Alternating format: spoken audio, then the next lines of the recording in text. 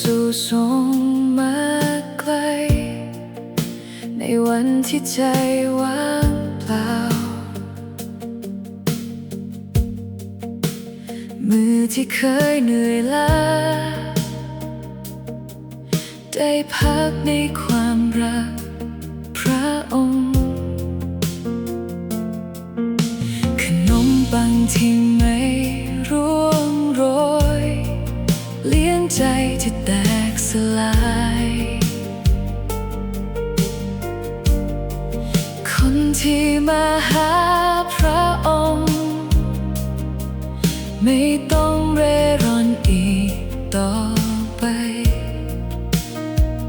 เมื่อใจฉันหิวพระองค์ทรงตอบเมื่อใจฉันแห้งพระองค์ทรงเติมเต็มเสียงของความรักเรียกฉันเข้ามาให้ได้ชิมพระเมตตาที่ไม่มีวันหมดลงพระเยซูอาหารแห่งชีวิตพระเยซูอาหารแห่งชีวิตคนที่มาหาพระองค์จะไม่หิว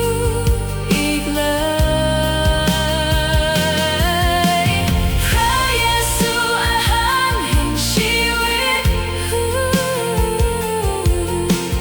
พระเยซูอาหารแห่งชีวิต